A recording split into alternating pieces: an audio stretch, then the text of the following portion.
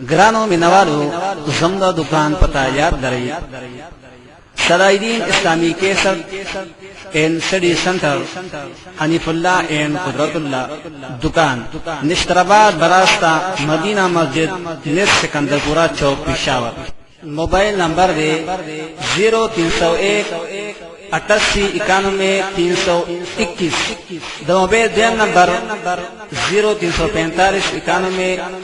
47 115।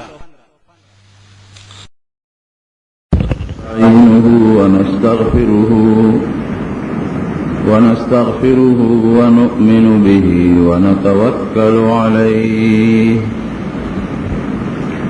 ونعوذ بالله من شرور أنفسنا ومن سيئات أعمالنا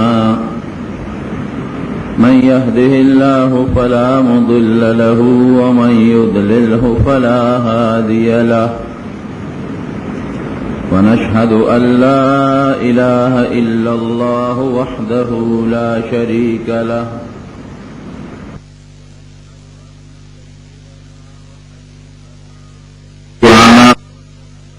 ورحمتنا ومولانا محمدا عبده ورسوله أما بعد فأعوذ بالله من الشيطان الرجيم بسم الله الرحمن الرحيم ألم نشرح لك صدرك ووضعنا عنك وزرك الذي أنقض ظهرك ورفعنا لك ذكرك فإن مع العسر يسرا إن مع العسر يسرا فإذا فرغت فانصب وإلى ربك فارغب۔ نبی کریم صلی اللہ علیہ وسلم تا رب العالمین پدی صورت کی یوسو ضروری خبر خی کلب پجن کی نبی علیہ السلام تریلوی تکلیفون و سخت رالے او زیاد تکلیفون با دا کافر دا طرف نو صحابہ بے تنگول پیغمبر علیہ السلام تا بے ضرر رساو نبی علیہ السلام بکل پڑیر تکلیف کے شو اللہ تا بے رجوع کرو خدای تا بے اجاڑل یوزل دا بیت اللہ خواہ کی لا ہجرت نو شوے پیغمبر علیہ السلام زان تا صادر دے سر تے خود دے املاس تے یو صحابی راغی حضرت خباب رضی اللہ عنہ دے صحابی تا خپلو سردارانو دے غلام ریر لوی صداب ورکولا وحبے پا گرم شگو بے سملاو خپکے بے والا پڑی واچا و راخکبے نبی علیہ السلام لراغو پیغمبر علیہ السلام تکے ناسوی دا اللہ رسولت مونگ لولی دا خدای پا دربار کے سوال نکے پا مونگ خودیر لوی ظلمو نکیگی نبی کریم صلی اللہ علیہ وسلم کے ناستو دا کافرانو پا ظلمونو دیر خپشو حضرت خباب رضی اللہ عنہ تیوے چے صبر کوا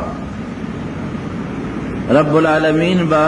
منتلار کلو کی دا تکلیف با خدای ختم کی او دا تکلیف نپس با اللہ راحت راولی او بیاو فرمائل وی پخوانو امتونو کی دا سے خلق تیر شوے دے مسلمان بے راوستا و کافر با والا پسر دا پاسا ارکی خود و عربے کو نیم بے یو خو غرزو نیم بے بل خو غرزو لیکن آغی تکلیف مغوی دا ایمان ننی دیڑو لی دغرنگی نبی کریم صلی اللہ علیہ وسلم تم یہ مصیبت با پیخ شو تکلیف با پیخ شو بعض وقت کی سڑی تا تکلیف ہو رسی گی نو اللہ تا رجوع کی رب العالمین ورطدی صورت کی فرمائل چھے تو زان تاو گورا تابان دی مم سمر احسانات کری دی علم نشرح لکا صدرک سینم دلکولا اکڑی دا ہدایتم در تپسینہ کے چولے دے او دا صبرم دل در کڑے دے ووضعنا عنك وزرك الذي انقض ظهرك ستا پشا چی کم بوجو او کم تکلیفونو امدن لرکڑل دشمنانم در لحلاک کڑل دا مدینه منوری غند خشت زیم در تا ہجرت مقرر کا نبوت غند عظیم الشان نعمتم دل در کا او پا مکہ مکرمو بیت اللہ کی چی دا بوتانو کم راج و نام ختم کو پیغمبر خو پدی پا ذہن کی بوجی کنا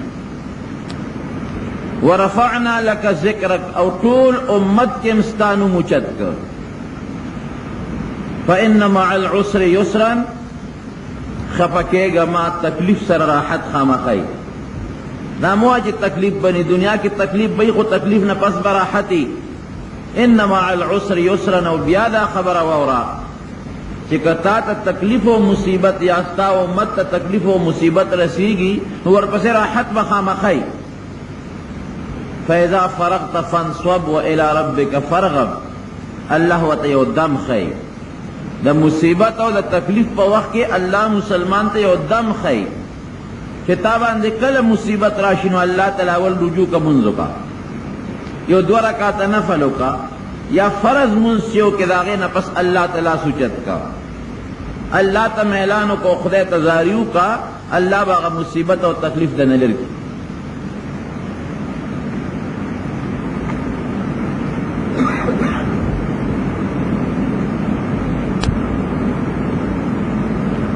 نو خبر دا چی مصیبت پا دنیا کے مسلمان سر لازم ملزوم دے دا مسلمان باندې لومبی مصیبت لوی تکلیف دا شیطان پنجہ دا بعض وقت خلق ہوئی لکہ دا کافر تگی نہ کئی دوکہ نہ کئی غلا نہ کئی غلطی نہ کئی او مسلمان تگیم کئی غلام کئی غلطیم کئی کافر دا پردی مال پسے مننے نوی مسلمانی ور پسے وئی کافر دا خپل عبادت خانے قدر کئی مسلمان تی پکی پٹی غلاتے کئی دا ولی بس کافر یوزل شیطان پا خپل پنجا کے غشتے دے کفر ورکڑے دے اسلام نے اخ کے دے باقی پی سکئی تشکندر دے او دا مسلمان مثال دا اغی مکان دے بلڈنگ دے چپاغے کے مال او دولت پروتی نو شیطان و پورن خطی تشکندر نہ شیطان غلا نہ کئی دا اغی کندر نہ شیطان دا اغی کور نہ شیطان غلا کئی چی اغی کسی شی پروتی دا کافر اغا بنیادی سیس چی اغی اسلام دے و ایمان دے اغی تسلب کردے و کفر والا روستے بس کدی خکی او کنیکی کئی او صدقہ کئی او کدی جماعت خدمت کئی یو عملی نہ قبلی مسلمان خودی مسلمان دا غواز کوئی پی رسی نہ چی دے اسلام نے اوباسی نو کوشش دے عمل پوری دے مسلمان نے خطے دے کل پی یو ٹگی کئی کل پی بلا ٹگی کئی کل پی بلا ٹگی کئی نو خبر دا دا چھے پا مسلمان بانے تکلیفون و مصیبتون وی لوی مصیبت دا شیطان پنجا بل مصیبت پہ انسان بیماری دا بیماری با پہ زیادہ راضی اولاد تا بے نقصان رسیگی مال تا بے نقصان رسیگی کل بے پا مال آفت راضی کل بے پا اولاد آفت راضی لیکن دی با پا دی مصیبت کے سکئی اغا دم چی نبی علیہ السلام تا خدای و خواہ ان مع العسر یسرا ان مع العسر یسرا فاذا فرغت فانصب و الى ربک فرغب دا با یقینو لدی چرا دی تکلیف نپس راحت شتا آسانتیا با خدای راولی او دویم با سکئی دویم با دی منزو کی نفل یا فرض واللہ تا برجوع کی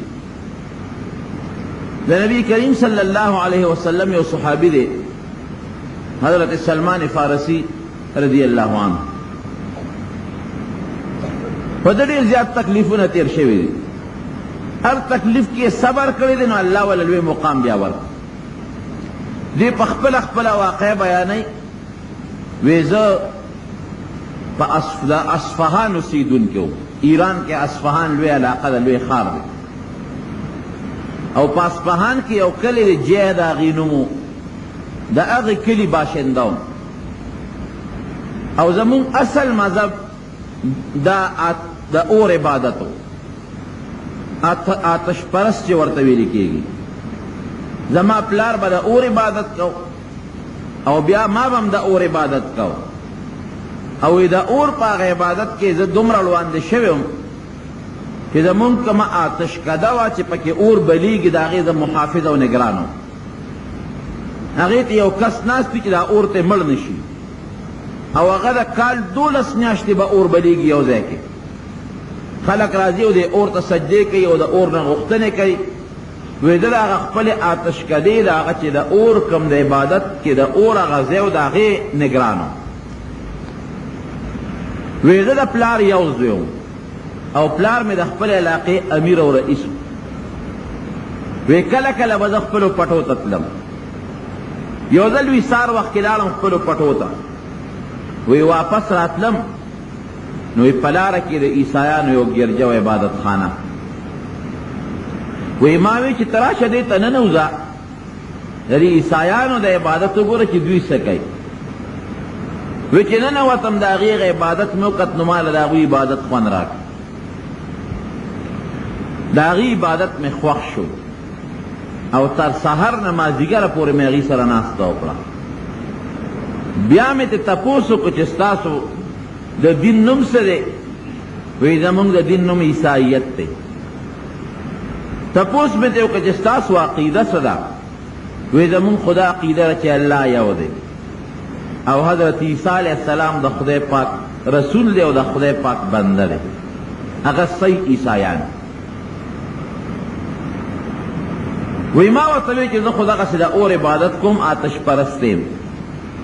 وی پڑیر نرم لحجے دا پویکلم زما دا دین بدے ما تاونوی خودونے پویکلم چی اور خدا مخلوق پیدا شوی شیدے تی پخپل بلے و پخپل ملکے نو کم سیس چی تا پخپل لاس بلے او پخپل لاس ملکے ادر تا اس فیدہ نشی رسولے و ندر تا تاوان رسولی خدای پاک دا یو فیدے دا پارا پیدا کردے دے کہ طالب کٹوے پخی طالب او بگرمی ستا یخنی بختمی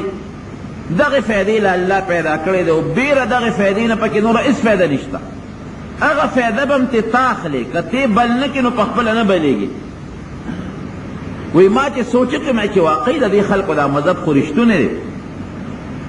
وی بیا چی بکل زد پٹی تتلم او یار اتلم بنو زب دغا دی عیسایانو گرجیتا وطلم او غیسر او مناستا کول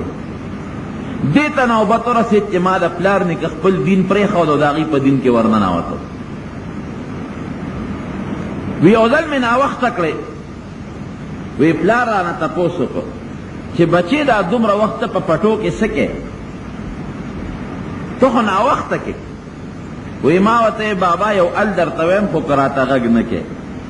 وی نا بچے اسم در تنویم لکه ستا سره چې زما څومره مینه ده او ستا چې ما سره څومره مینه ده نو دونه د یو پلار او د زوی په منځ کې نشته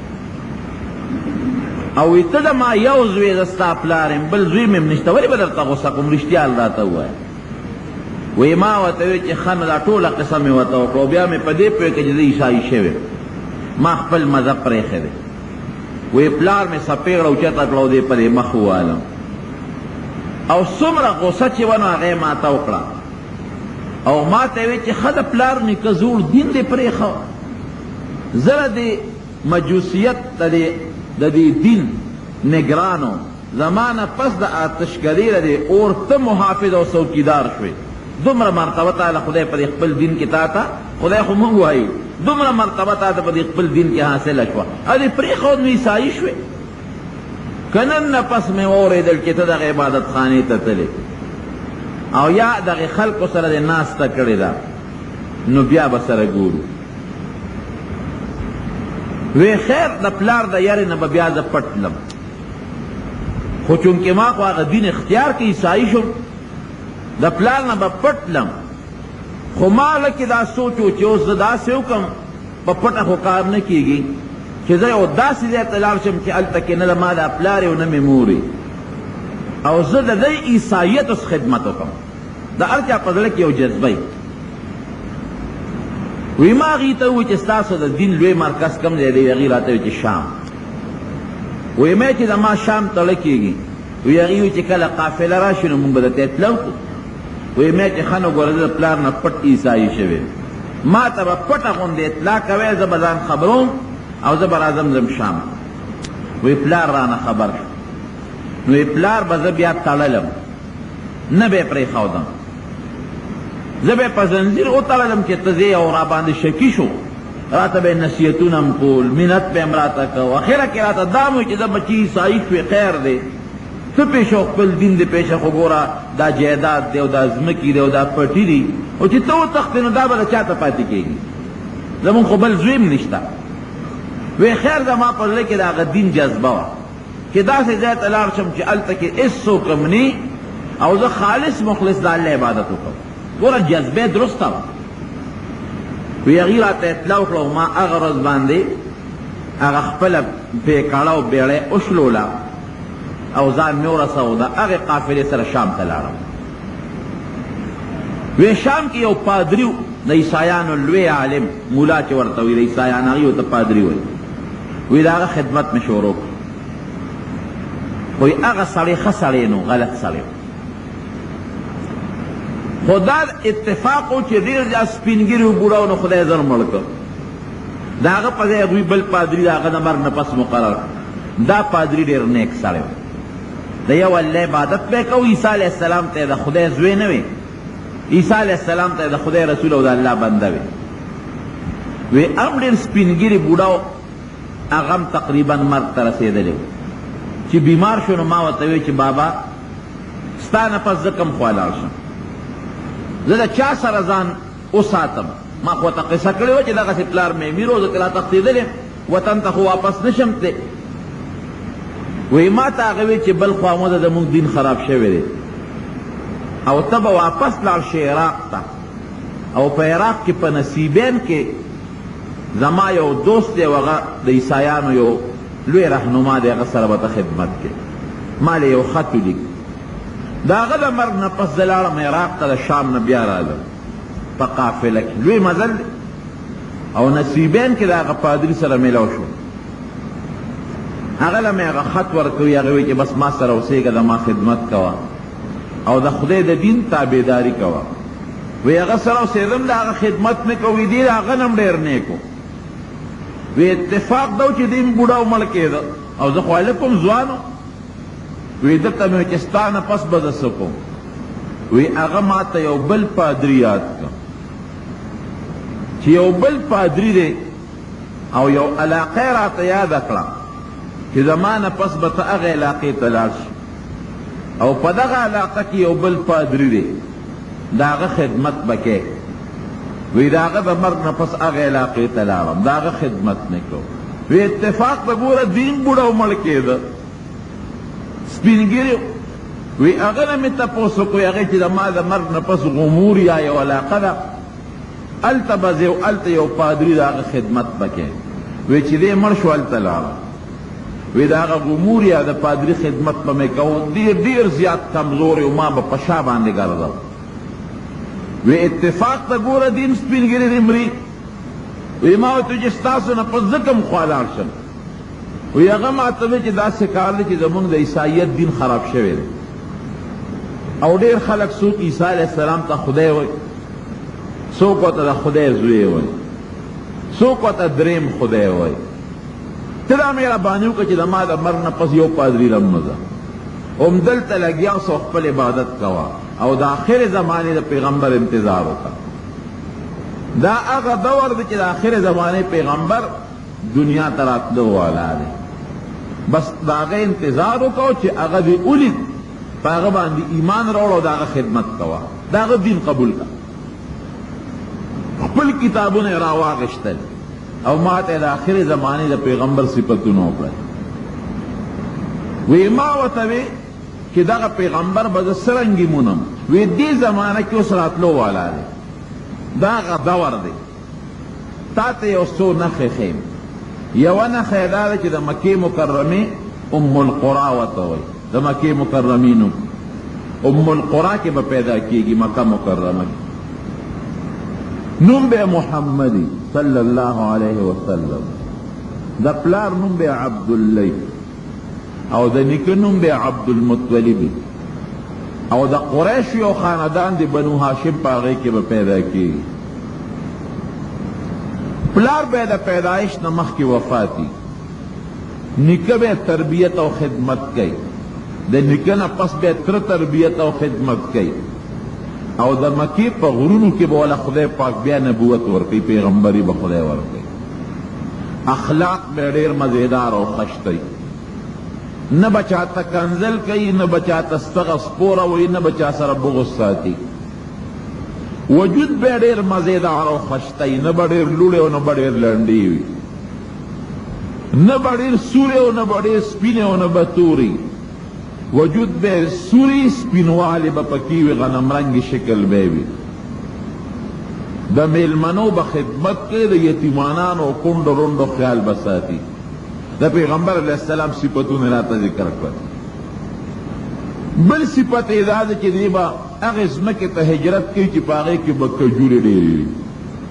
نخلستان د کجورو وطن ته به هجرت کوي. بله نښه دا ده چې څوک وله صدقه یوسي او به نه قبلی، قبلی به خو خوري به نه، او که څوک وله تحفه او ډالۍ یوسي او به قبلی یم او خوري به یم. بله نښه که په دې دې م ونه پېژن، د دواړو اولو په منځ کې به یو رکوټې غوندې غوټی د کمترې د اګې عمره، هغې ته مهر نبوت وایي. بس چې په دې صفتونو سړی دې ومونته، دا د آخر زمانې پیغمبر دی، په هغې ایمان راوړه، د هغه دین قبول کوه، د هغه خدمت کوه. وی ما چې ډېره ښه وی په هغه غمور یا کلي کې ما مزدوري شروع کړه، څه ګډه چیلی مې پیدا کړ، تجارت مې شروع. ګوره د دین په طلب کې دی غریب اوس روان دی. حالانکې ما ورته چې پلار یې د خپل قوم رئیس دی، د ځمکې او د جایداد خاوند دی، لیکن د چا په زړه کې چې د الله مینه یې که نه، بیا د دولت مینه نه وي. د چا په زړه کې چې د خدای طلب وي، بیا د بل چا طلب نه. وی ګډ چیله مې پیدا کړې، داسې رو رو به مې سروړې، تجارت به مې مکاو. هلته اوسېدم، زما د ګډو چیلو یو کنډک او رمه جوړه شوه. یو قافله د دغې کلي نه مکې مکرمې ته تله ام القرا ته. وی ما چې راشه دې کلي ته خو ځان ور ورسوه. وی ما هغه قافلې والا ته وی د بنو کلب قبیله وه، د هغې قافله وه. وی ما ورته وی چې تاسو کوم خوا ځئ؟ موږ مکې مکرمې ته. وی ما چې ما به ځان سره بوځې، زه به درله دومره ګډی او چیلی هم درکړم، خو ما ځان سره بوځې، ځکه ما ته د علاقه نه معلومه. د عراق نه مکې مکرمې ته مزل هم ډېرو پیاده مزلې وې. وی هغې وی ډېره ښه ده. وی ځان سره یې روان کړم. وی هغې په ما ظلم وکړه، زما نه یې ټولې ګډې چیلې قبضه کړې، یې رانه واخېستې. جیب کې چې څومره پیسې وې هغه هم رانه واخېستې. او هغه زمانه خو د غلامانو او د مریانو وه، نو زه خپل غلام وګرځولو. وی مې چې خدای دا په کومه پنجه کې ګیر شوې، مخکې خو زه آزاد وې، هر خوا تلې شوې، اوس خو ته غلام شوې، اوس په څه کې؟ غلام خو بیا د خپل مالک په اختیار وي، د مالک د اختیار نه بغیر متیاد هم نشي کولی.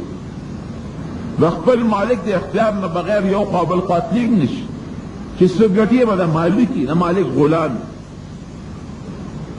وی په نور څه نوم خپه، په دې نوم خپه چې ګډې چیلی لاړی، په دې نوم خپه چې کومې نغدې پیسې وې هغه لاړی. په دې خپه ومه چې زه د کوم پیغمبر په طلب کې اوس نشم موندی، ځکه د دې سړي غلام شوم. اوس خدای خبر چې دی ما پرېږدي که ویې نه پرېږدي، دا د پابند شوم. وی خیر هغه په بل چا خرڅ کړم.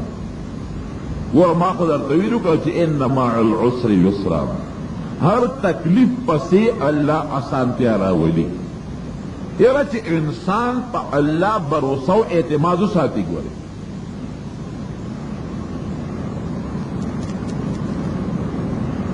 بعضې وخت کې مونږ وایو که نه یاره بس بیماري ده په ما راغلې ده، په دې نورو خلکو اړو راځي نه. خدای زه خدای لمونځ هم کوم، روژه هم نیسم، زکات هم ورکوم، او خدای پس په مونږ کې بیماری دي. ډېر خلک داسې وایي تن شي. خدای پاکه زه دې راونیوم، کله راته یو مصیبت، کله بل مصیبت، کله بل مصیبت، کله بل مصیبت. نه دا مو وایه چې مصیبت در باندې راغی، که د مال تکلیف دی، که د جایداد تکلیف دی، که د بیماری تکلیف دی، که د مقدمې تکلیف دی، که د دشمنۍ تکلیف دی، کہ بچے دی مړ شو کروڑ دی مړ شو هر قسمه تکلیف کراغی خدای ته مه غصه کېږه الله سم نشي کولی د خدای نه سوال وکړه چې خدای تکلیف تا راوستی دی وإن يمسسك الله بضر فلا كاشف له إلا هو خدای مصیبت تا راوستی دی ستا نه بغیر دا مصیبت بل څوک لرکولی نشي دا زموږ عقیده ده زموږ ایمان ده بیماری څوک راولي الله لرکوي به څوک خدای مالی مشکلات څوک راولي الله لرکوي به څوک الله غم څوک راولي خدای پاک دا غم به لرکوي څوک الله دا مقدمو دشمنی جوړوي څوک الله لرکوي به څوک الله وإن يمسسك الله بضر فلا کاشف له الا هو الله قرآن کې فرمایي که تا ته څه مصیبت ورسېږي ګورې بې زمانه بل څوک لرکولی نشي ما ته به رجوع کوې بس صرف خالق ته رجوع کا مخلوق پرېږده اوس الله ته رجوع کا خدای نه سوال وکړه خدای نه وغواړه خدای ته ووایه چې الله زما به مصیبت درکا نو الله ذوالجلال به مصیبت لرکي وی رب العالمین ته مې سوال شروع وکړ چې خدایا ته زما دولت او ځمکه په کار وي د پلار نه مې راتښتېدم د دین او ستا په طلب کې خدای روان یم کوم وخت کې چې زه د خپل کور نه وتم نو هغه وخت ما خدای ستا په طلب کې روان یم او چې بیا کوم وخت د امور یا ښار نه راوتم په قافله کې نو هم ستا د رضا لپاره خدای راووتم رب العالمین ما سره یې څوک لږ اوس غلامۍ ته ورسېدم هغه مال دولت به خپل کار کوي خصوص هغه د آخر زمانې پیغمبر ته به څنګه رسم الله وی ورګه زه دل انتظام کوم یو په یو خرڅو بل په بل خرڅو اخره کې یو یهودي واغست چې هغه یهودي د مدینې منورې و خدای مخکې مدینې منورې ته ورسول لا پیغمبر علیه السلام مدینې منورې ته هجرت هم نه دی کړی چې دی ورورسېد مدینې منورې ته یې ورسېدم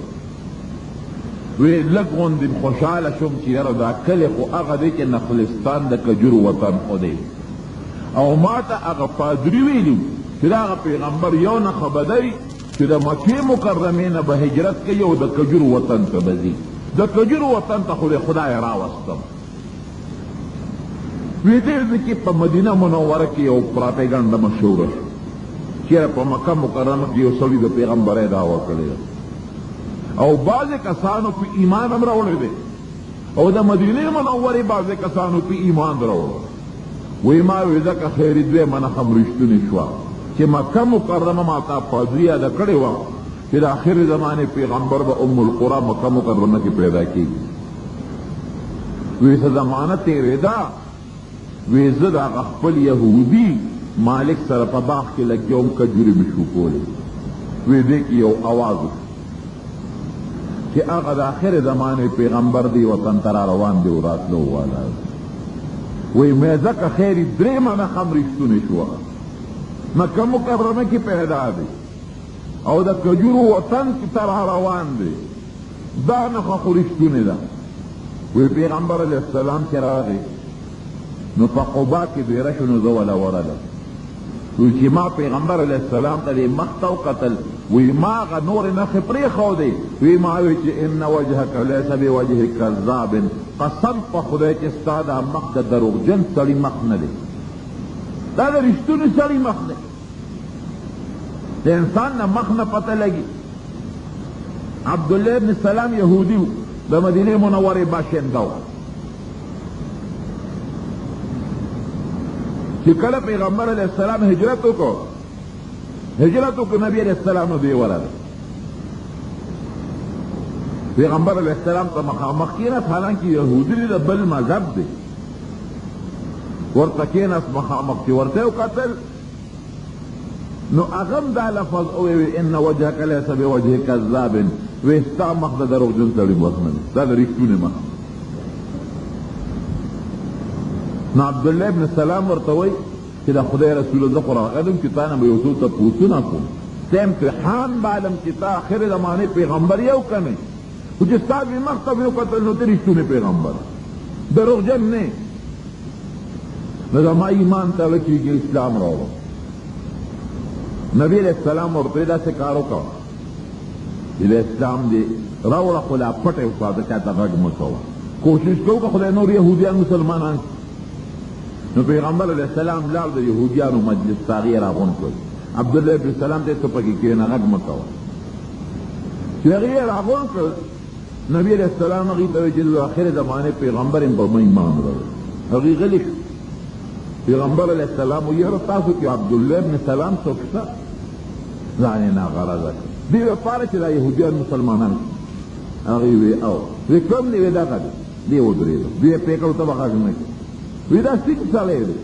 وی خیرنا مونږ کې غوره سړی دی وابنو خیرنا او زمونږ په پلارانو کې نه د پلار غوره سړی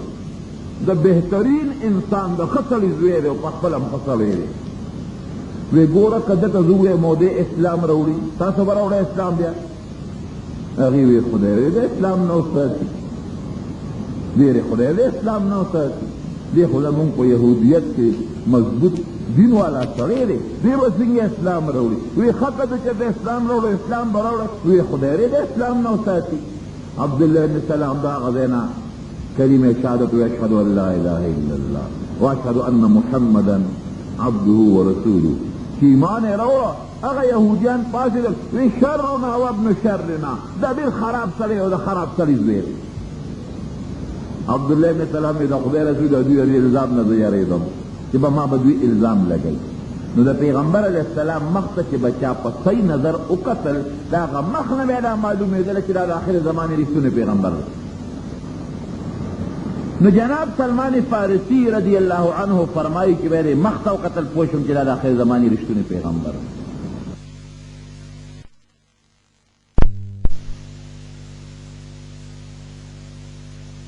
اوس هغه درې نښې پکې پاتې دي چې دې صدقه به نه خوري او هدیه ډالۍ به خوري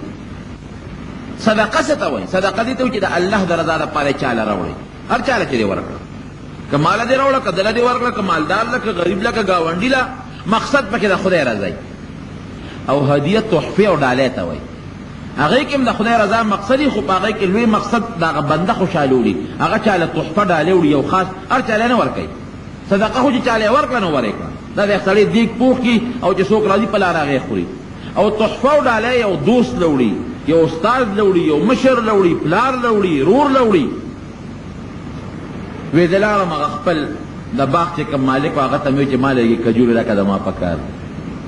وی ډېره ښه ده وی هغه راله په یو خوانچه کې کجورې راکړه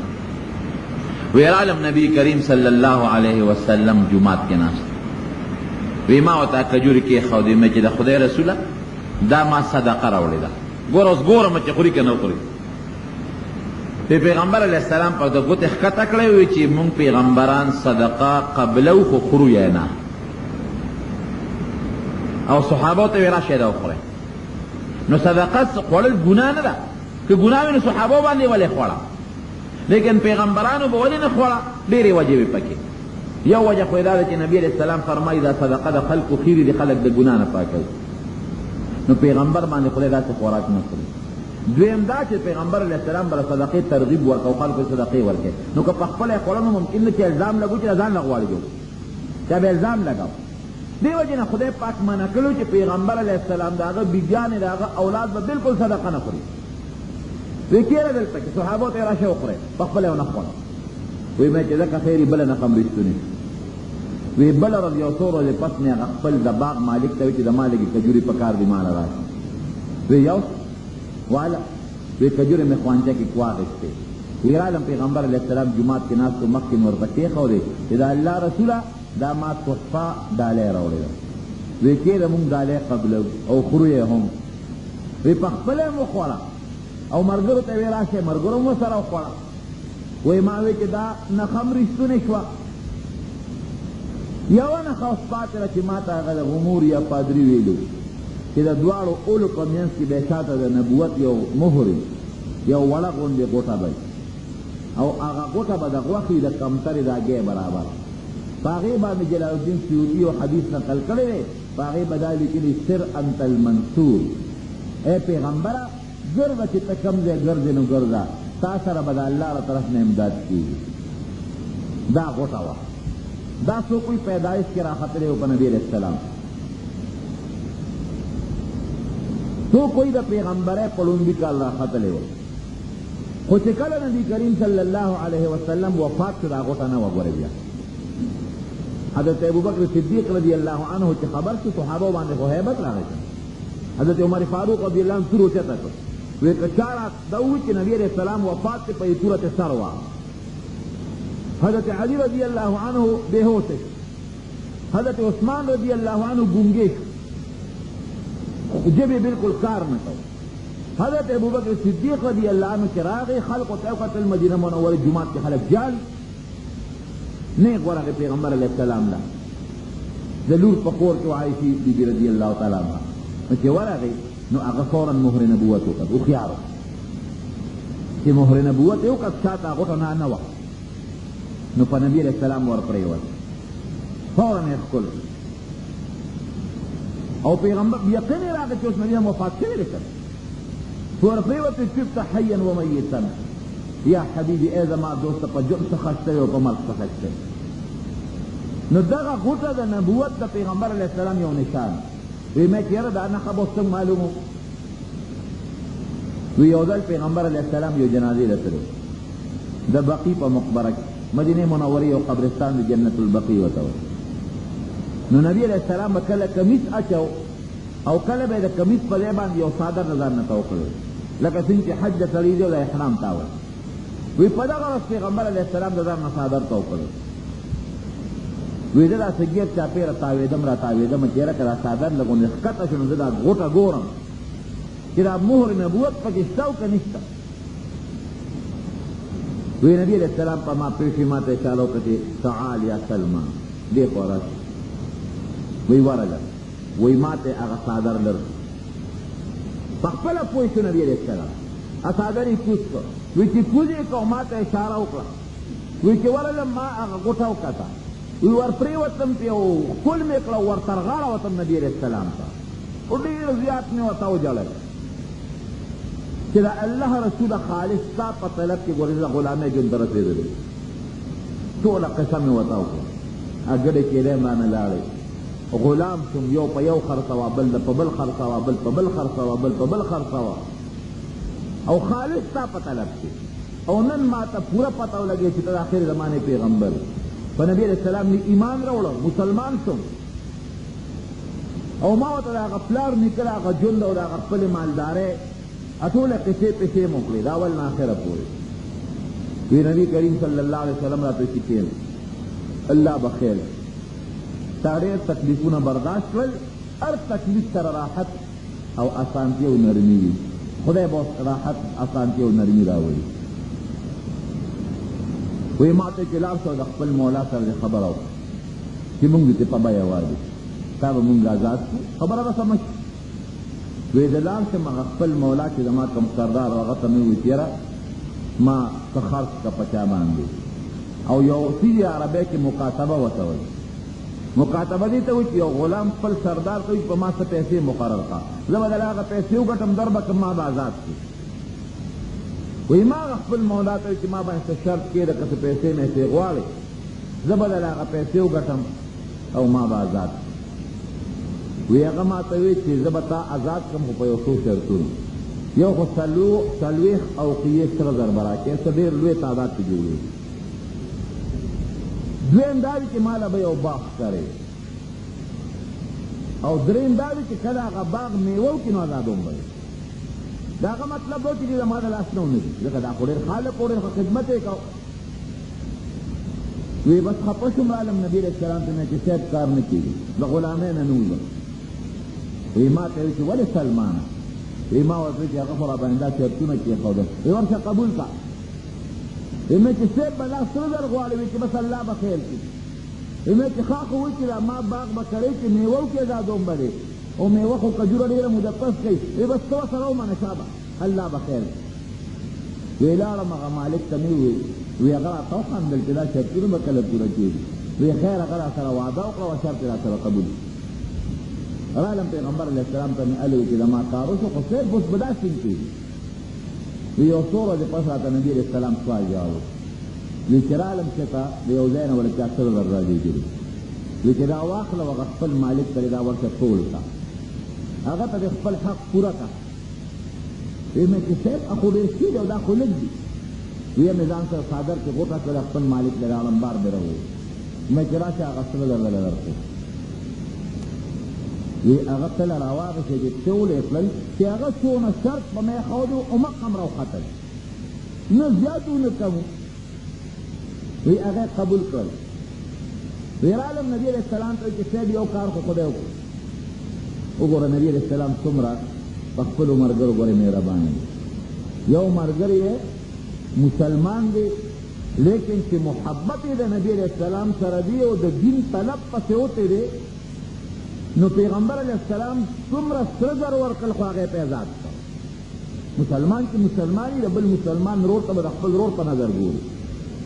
مسلمان به خپل رور ګڼي رور دا د مسلمان صفت دی وی بهر صورت میں کہ صاحب یو شرط کو خدای پورا کو خود به باغ ته رسکو وی ته ورته داسې وکړه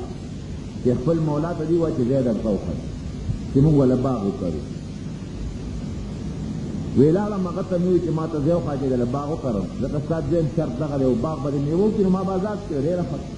وی هغه راته علاقه وښودلې چې دله باغ وکړم وی نبي کریم صلی الله علیه وسلم سره د خپلو ملګرو لاړ وی چې لاړو هغه ځای ته نو پیغمبر علیه السلام په خپلو لاس مبارکو باغ نال یو یو بوټی په خپل لاس باندې نال وی چې نال یې که د نبي علیه السلام معجزه وه او د خدای قدرت و هغه بوټي زرغون شو او کال پسې میوه وکړه حالانکې د کجوري بوټي کال نه چې لس کاله پسې میوه نه کوي آینده کال یې میوه وکړه خلک هم حیران وی نبی علیہ السلام راغی مې چې صاحب بوټي زرغون شوي دي او میوه یې کړی چې پیغمبر علیہ السلام ځینې راغی ویې کتل دوو بوټو پکې میوه نه وکړي باقي چې څومره ټولو میوه کړی نبی علیہ السلام صحابه سره حضرت ابوبکر صدیق عمر فاروق رضی الله عنه دا ملګري ورسره یاره عجیبه حیران یم چې ټول بوټي زرغون شو میوه وکړه او د دوو بوټو دا زرغون نه شي میوه ونه کړه زرغون نه شي دا ولې حضرت عمر فاروق رضی الله عنه ته صاحب دا مات کړلی لا مات کړلی یا عمر ستا لاس خو د ما د لاس په شان نه دی کنه راوړی ورشئ نور کې وکړو دې په ځای باندې هغه بوټي چې کوم د سلمان فارسي په ازادۍ کې نبي علیه السلام وکړل هغوی د خدای دومره اعزاز ورکړ چې نن د هغې میوې ته عجوه وایي دا مشهوره کجوره عجوه چې دا د هغې نسل دی چې نن په مکه مدینه منوره کې په سل او په شپږ سلو ریاله باندې یو کیلو میلاویږي دا د پاکستان په 2000 او په 1300 روپۍ باندې یو کیلو میلاویږي او نبی علیہ السلام فرمائی کہ څوک عجوه کجوري اخري نو زهر به پې اثر نه کوي سحر او جادو او کوړه به پې اثر نه کوي او چې دا عجوه کجوري راوالی دومره یې ګورې برکت دی او دا عجوه کجوري د غوښه ته جدا کړي او هډوکي ته جدا کړي او هغه هډوکي ولوټه کړي اوچې کې ویرته کې معده چې لکه دا ښه مضبوط لکه د رانجو غوندې او بیا ورسره د کجورې هغه غوښه خپله ورسره یو ځای کړي او اووه دانې د دې دا یو مریض له ورکړي هغه مریض چې هغه لا علاج بیماري علاج یې نه خدای پاک د جوړوي د دې کجورې دا خاصیت وګرځوي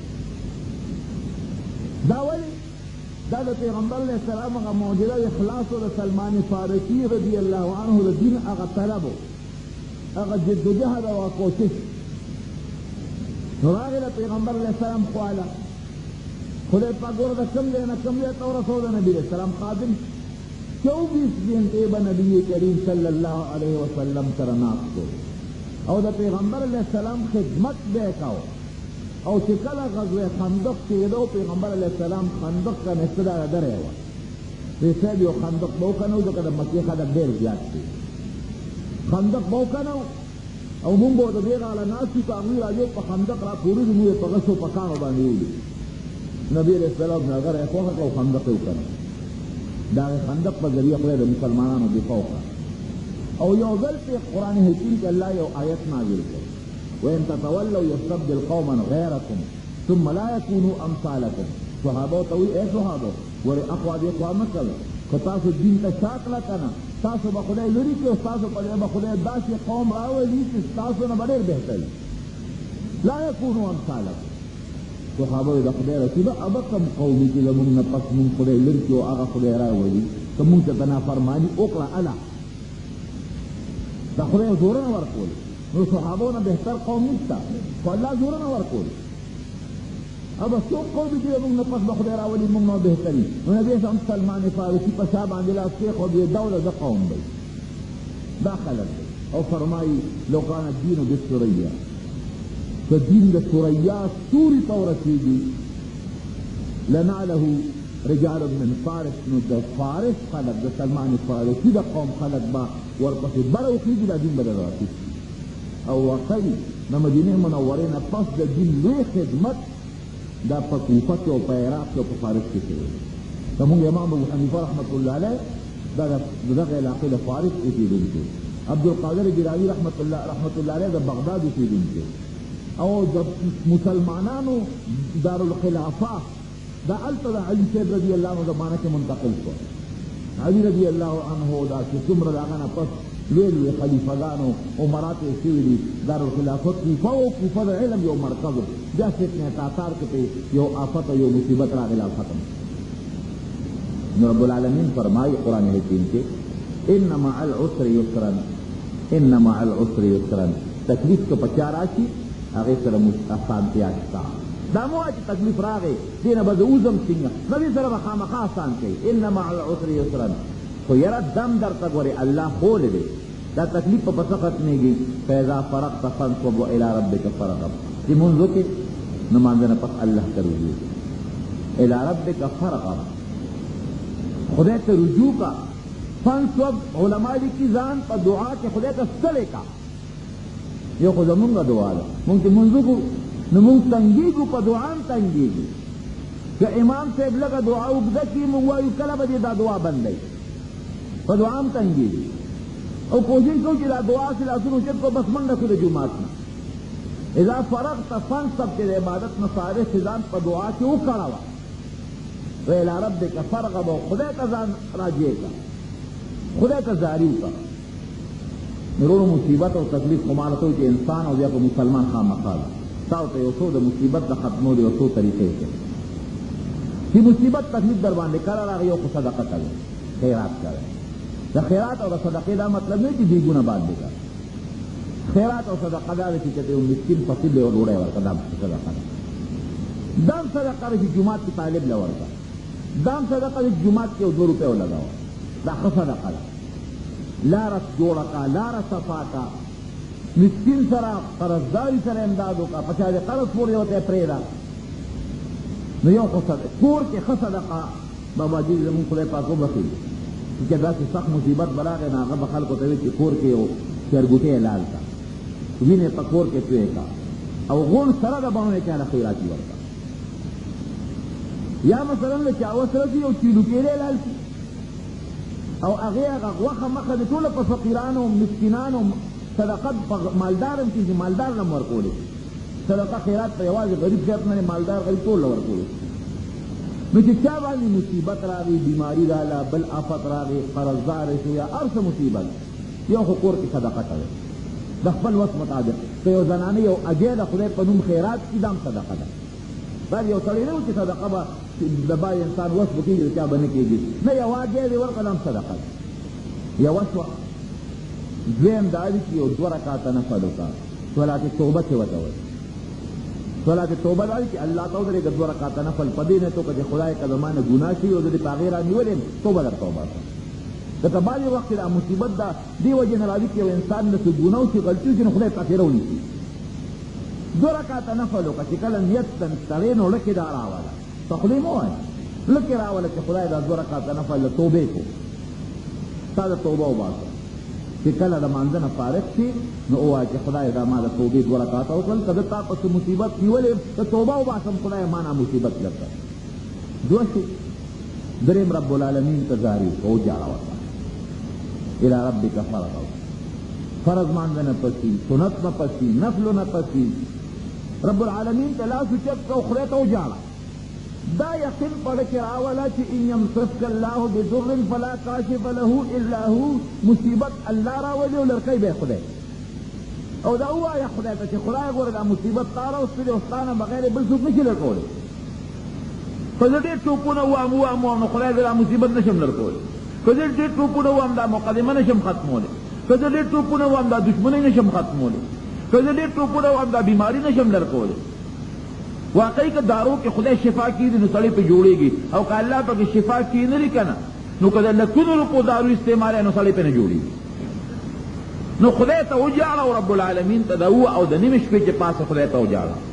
او رب العالمین ته دا فریاد وکړه چې خدای دا مصیبت راوستې تا دی، الله ته به یې لرکې دا مصیبت زما نه لرکه. یاره ته دا 3 کاره وکړه، ته ووینه چې تا نه خدای مصیبت ختموي او که نه ختموي. مصیبت دا دی چې په مونږ مصیبت او تکلیف راشي مونږ خدای سره جګړې شروع کړو. خدای زه دې صحیح کړی زه مونځ کوم په ما مصیبت راځي پلان کې نه کوي په هغه نه راځي. هلکه ته د خدای سره جګړې، خدای به نورم قهر زیات کړي، خدای سره جګړې به نه کوي. بل مصیبت چې راشي الله ته رجوع که مونږ خدای ته رجوع نه کوو. مصیبت چې راشي لږه غوندې د خدای مال خدای له ورکړه نو د خدای مال په موټي کې نورم کلک خدای له نه ورکړي، خدای هغه مصیبت نورم زیات. نو د مصیبت او د تکلیف په وخت کې دا عقیده وساتئ چې هر تکلیف پسې راحت شته،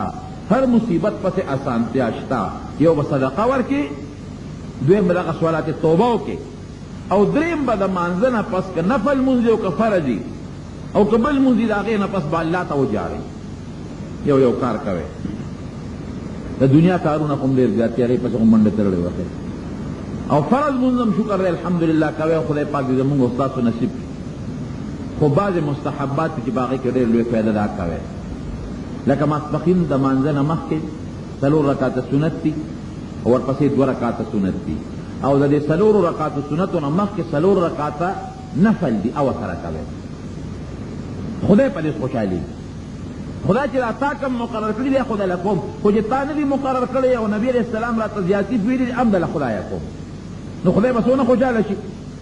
دې 4 رکعاتو سنتو نه مخکې 4 رکعاته یا 2 کم کې هم خیر دی نفل کوه. د مازدیګر نه مخکې 15 منټه مخکې جومات ته چې راشې پکې ګپ شپ لګیا نو 4 رکعاته نفل وکړه. ګپ شپ نه څه جوړېږي، 15 منټه پې لګي 4 رکعاته د مازدیګر نه مخکې نفل. د ماښام د مانځه نه پس د سنتو نه پس 2 رکعاته وکړه، 2 هم ډېر 4 کې او که 6 کې. نبی علیه السلام فرمایي چې 6 رکعاته نفل د ماښام د مانځه نه پس وکړل دله به خدای د 12 کالو د عبادت ثواب ورکړي. 12 کالو عبادت ثواب. که 6 نشي کولی 2 خو لازمان کوه. خله ماسخوتن د مانځه د فرض نه مخکې 4 رکعاته نفل کوه.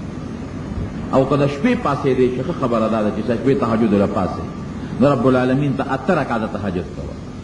2 هم کولی شي، 4 هم کولی شي، 6 هم کولی شي، خو 8 رکعاته د رب العالمین په حضور کې تهجد کوه او دغه پېشمني له خدای ته زاري کوه، خدای ته فریاد کوه. جون کې به دې برکتي، مال کې به دې برکتي، بچو کې به دې برکتي، مصیبت نه به خدای ساتي، او قسم لنډي مصیبت راشي در به نه خدای پاک لري. دا ګوره آسان شی دی، وخت به دومره نه لګي، کړاو پې کم کېږي او فایده ډېره ده. الله دې مونږ له توفیق راکړي.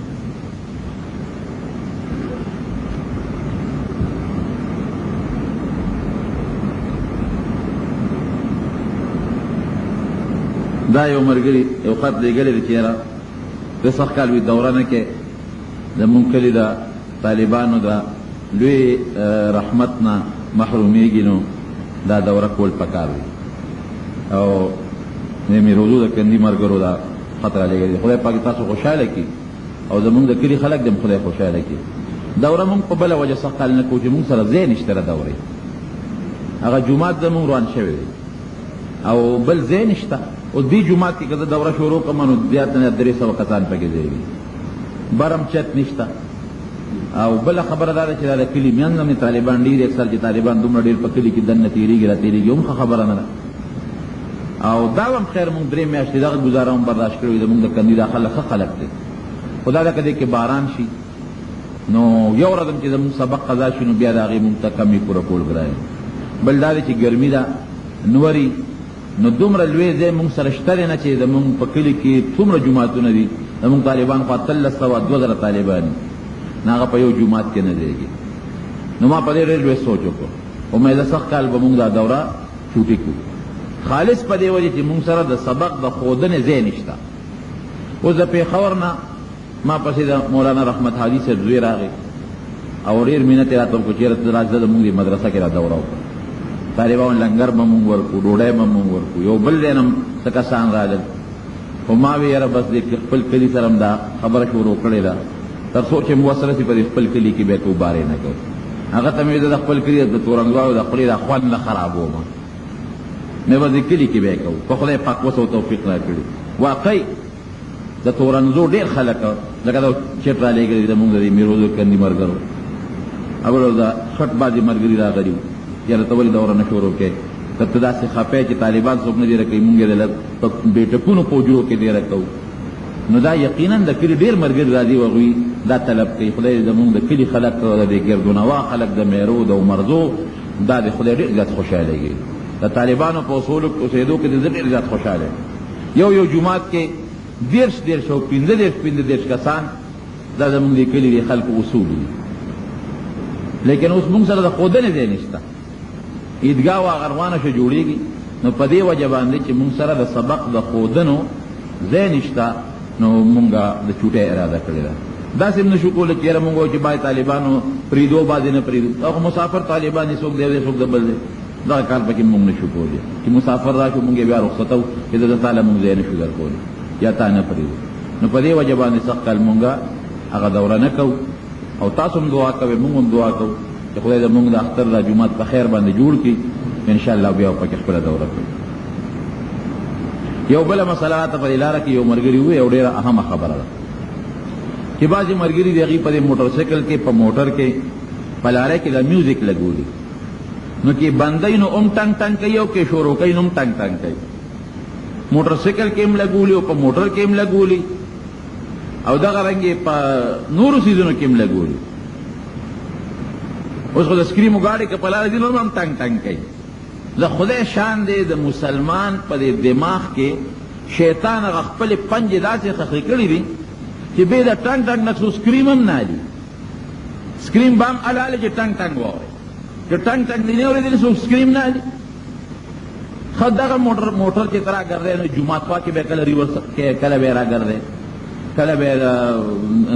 بل د نیکۍ یو لایبرري کتابخانه وي هلته به ودرې، کله به مقبرې سره ودرې،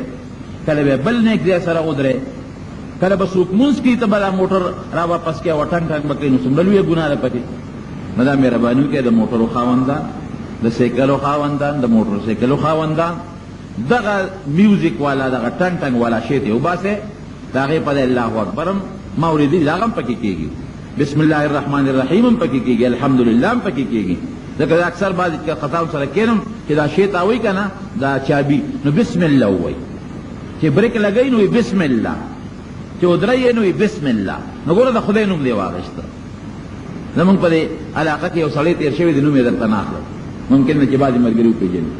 دا ګورې جومات کې ناست یم قدر غدر کوي. خدای پاک مالدار کو، ډېرې مالدار د ډېرو موټرو خاوند شو. ما ته یو سړي خبره کوله، د هغه ډرایور وایي سوات کې موټر واخېست، وایي ما ورته وایي چې پلانکي ور وخېږه او د خدای نوم پې ووایه، بسم الله پې ووایه چې سټارټ یې. وایي زه داسې موټر یم چې بې د خدای د نوم نه سټارټ کېږي. رب العالمین هغه سړی اوس مړ دی، خدای دې وبخښي، مړ دی. د هغه نه موټر هم ډاړې ختمې شو، کور او جایداد هم ډاړ ختم شو، ځمکې هم خدای ختمې کړې. چې څومره مال او ټول لاړل برباد شو. اوف دقسې تش میدان شو، ډاګه شو، خبره خلاصه شو. نو د خدای نوم پورې ټوکې مه کوئ. دا موټر سایکل به ته داسې ځای کې راګرځئ چې څوک به مونځ کوي، تلاوت به کوي، ابه ټنګ ټنګ شروع کړي. په ټنګ ټنګ مه پاسه، د خدای په نوم پاسه. هر وخت کې د الله نوم په زړه کې راوله، نو رب العالمین به درسره امداد وکړي. د جومات شی که زوړ شي او خراب شي د هغې خرڅول جایز دی او که نه. ښه خو دا ده چې د جومات سیاړو خرڅ نه شي، په جومات کې دننه ولګي. لیکن که دا خرابیږي او ضایع کېږي او جومات کې په ښه نه راځي او بیا خرڅ شي، نو جواز یې شته دی. بعضې خلک د انګریزانو سره په اسلام آباد کې نوکران دي، د هغې تنخوا ورکوي، بلکل جایز ده. د کافر سړي سره مزدوري نوکري کولی شي، د هغه تنخوا هم اخیستی شي، دې کې څه بدیت نشته.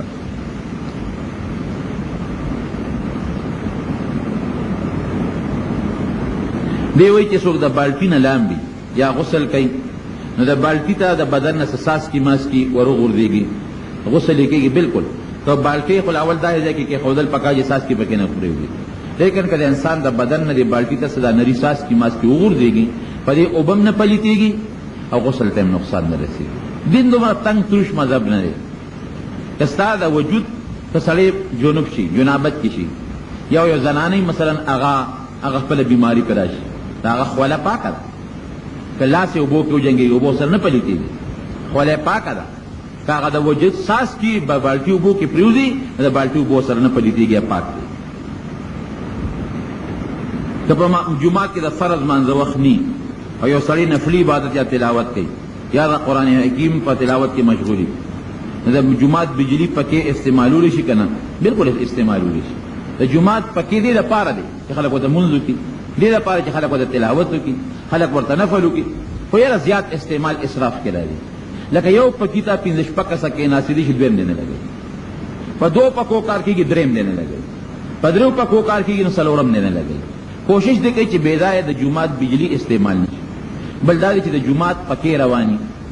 یا بجلی بلی نو هغې ته گپ شپ او فضول خبرې کول دا بیا ګناه ده فضول گپ شپ جومات کې لګي او د جومات پکې ته ناست دی دا بیا ګناه ده الله پې خفه کېږي یو سړی کمیس وباسي او د ځان نه څادر ته وکړې وي مونځ بلکل کېږي که مونځ ورسره کوي کمیس ته وویسته او څادر دې ته وکړ نبي علیه السلام به عموماً څادر ته وکړی پکې به ناسته نو یاره چې وجود دې پټي دارنګې که یو سړی پرتوګ وباسي او د پرتوګ په ځای څادر ځان نه ته لنګ ورته وایي لنګ ووایي خو چېرې کونډو نه لاندې پورې کونډی ورسره پټې شي نوم نه کونډو پورې پټوالی را شي نو مونځ ورسره کېږي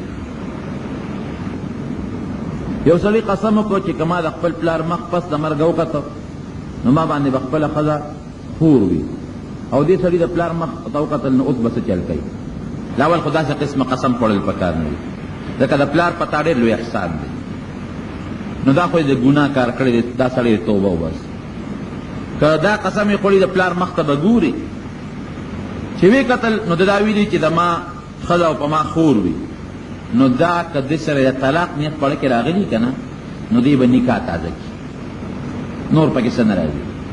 که دا وي چې ښځه په ما خوري او یا دې په ما موري